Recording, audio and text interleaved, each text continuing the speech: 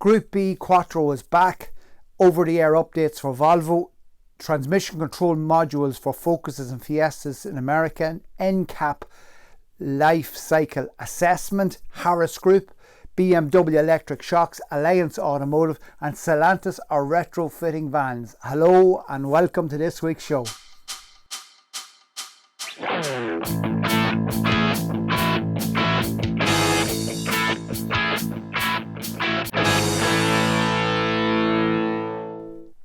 A company in Germany has started building Group B Quattros. That's the rally car from the 1980s era.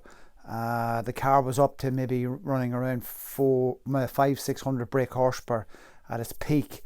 There was only 214 of these. It's the short wheelbase Quattro built, and very few of those made it into private hands. Well, this company called LEC High Performance are taking the next model, the Coupe S2, and they're stripping off the original body panels and putting on the Kevlar body kit to make it look like the Group B car, putting in roll cages and so on.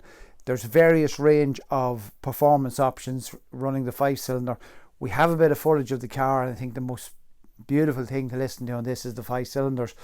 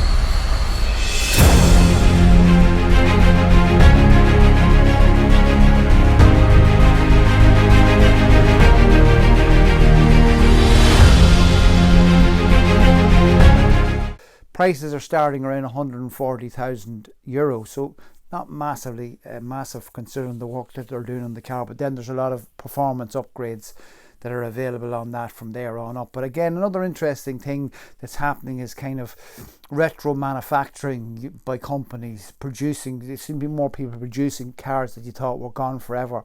They're managing to recreate them, and this is another one of those recreations. Last week we spoke about Mercedes offering an over-the-air update on a performance upgrade on their electric vehicles.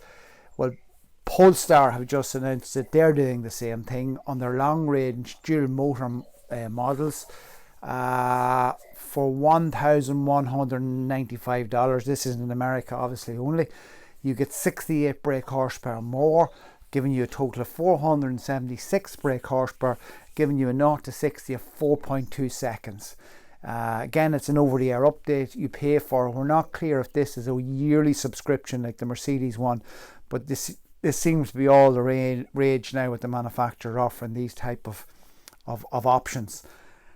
Sometimes when I deal with independent workshops, I deal with very proactive and conscientious workshop owners who get themselves worked up sometimes because there's a 6 or an 8-year-old car in the workshop and they can't get the part for it, and they feel really bad about letting the customer down. But here's a story from America on Ford Focuses and Ford Fiestas, and there's cars have been waiting for anything from 4 to 6 months. They've had massive issues with the transmission control modules. They have none. There are none. They can't get any. And there's there's hundreds, if not thousands of cars all over America that are parked up for months and months on end. It's a situation that a lot of independent workshops wouldn't dream of letting happen, or they devise some kind of a solution for it. But I always say the manufacturers stroke the dealerships think nothing of doing things like this. Now this is to the extreme, heading out. Some of these cars have been waiting for 6 months for this module because it's Ford, the organisation simply can't get the part, tying into the chip shortage and all that type of stuff. NCAP, you know NCAP from the crash performance figures. NCAP results when they crash test cars and give you the rating. Well, NCAP are now getting involved on what they call life cycle assessment. This is a measuring tool, effectively, that's going to predict the environmental impact of a car in its lifetime. For example, they're going to be able to gauge the greenhouse gas emissions, the environmental impact of the car right the way through its life, resources like the energy that was used to produce it, recycling, how recyclable it is at the end of its life. And this is fitting in more because we're seeing more and more manufacturers who are recycling components, so they are actively working to have good performance figures, and this organisation is going to be able to inform the consumer of what the environmental impacts of a particular brand is. What they're saying is a compact family car, something like a Focus, would consume 190 megawatt hours of energy in its lifetime. They gauge that to be 22,000 litres of fuel or 550 visits to the service station, 50 tonnes of emissions. But yeah, I can hear everybody shouting, yeah, well, what about the electricity, and where does the electricity come from? Part of their calculation is that they gauge it on what country the electric car is in. So depending on the country you're in will depend on how green the electricity is you're using to charge your car. So the same car can have different ratings in different regions, because in some regions obviously they mightn't be using clean electricity, so that's going to vary. So to answer that argument of, yeah, where does electricity come from, it's been incorporated into the calculation. So possibly, yeah, and for the older generation this doesn't matter, but as I say, the millennials and the Gen Zs, they're going to be looking at this. They're going to want to know what are the impacts of this car, and this is something that's going to become a standard, almost like the way the crash rating has become a standard in buying a car now. Harris Group, or Harris Maxus Group, moved into their current HQ in Britain in 2021. They've just opened a new facility now because they've outgrown that facility. The figures are astounding. This company was started in 1961 by Robert, or better known to others, Pino Harris. They are the sole distributors for Maxus in the right-hand drive markets of Europe. They have 30 staff now over in the UK, 52% increase on sales over 2021 last year. 38% of those are zero emissions vehicles. Maxus would be very strong in the electric van market. They've got 50 dealers in the UK, and next year they're predicting 200% increase on their sales. Now this is an example of what I speak about. This is a Chinese product, and it's been probably one of the first Chinese products to the market, and it's been worked very hard and presented very well and promoted very well by the Harris Group, especially over in the UK, and they really are astounding to see the performance figures from that organisation, from that Irish organisation. BMW has started production of fuel cell X5s in Munich. There are low numbers. They're only for test fleets in and around Munich.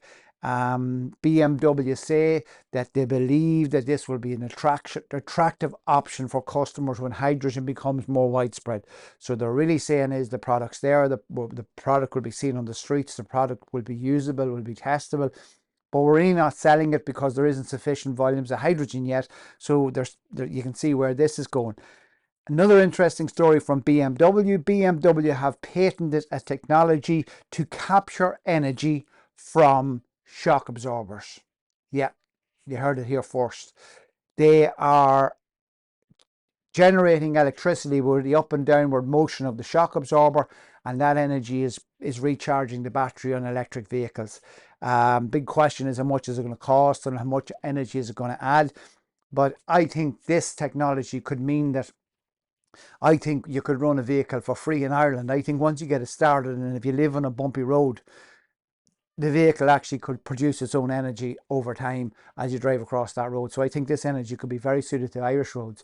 But interesting to see the lengths the organisations and the manufacturers are going to reap energy from the vehicle. That up and downward motion, they're saying that's energy, and we're going to manage to reap that energy in battery and store it in a battery.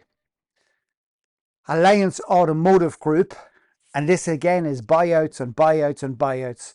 Milo Trans Group means nothing to most of you guys there, but Ballyfermot, Finglas and Tala Auto Parts would mean something to a lot of guys who work on vehicles around Dublin.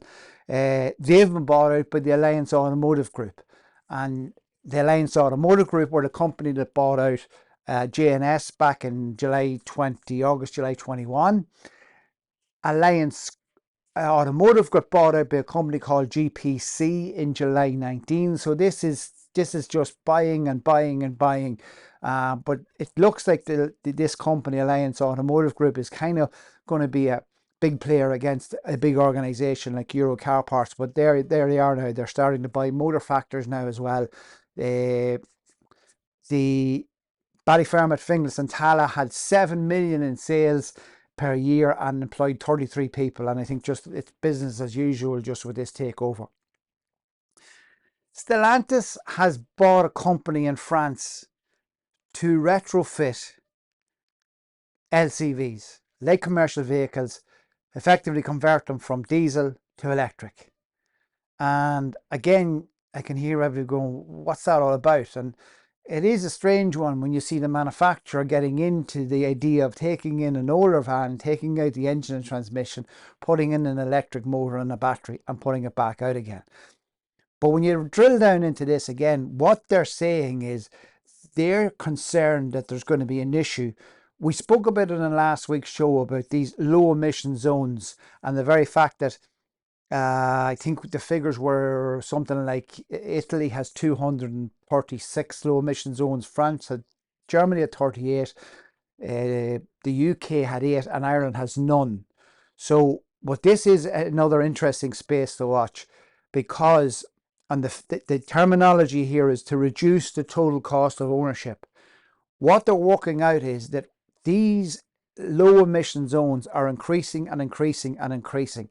And if you're going in there with a normal diesel light commercial vehicle, your cost of ownership has now gone up dramatically because you're getting fined for having that vehicle in that zone. So they're concerned that perhaps that customer now has a very fresh van and a very good van, but yet now it's costing them a lot of money to use it in this low emission zone. So they're suggesting we'll convert it to electric for you. And I think what it is that it's a kind of a bridge, because they're saying these guys can't afford to get into a new electric van. So what we'll do is we'll convert their existing van and then have them as customers when they go to change the next time. But the buzzword, the terminology that is being looked at here is total cost of ownership. So a diesel van in these areas is costing you a lot of money, and they're saying if you can convert to electric, this vehicle will pay for itself over a period of time. So again, we haven't seen any of these zones in Ireland, but I believe we're going to start to see them soon, and we're certainly going to start to see them increase and increase and increase, and this is going to become a bigger problem for van operators and fleet operators of vans in urban centres. That's it for this week, guys. Thanks for watching. We're picking up the numbers there bit by bit. So if you're new, please, if you could, like, comment and subscribe. And we're getting a few more comments and it's encouraging. So if you have anything at all to say, positive or negative, just type it in there. It peps us up a little bit every time we see someone. At least we know somebody's watching. Thanks, guys.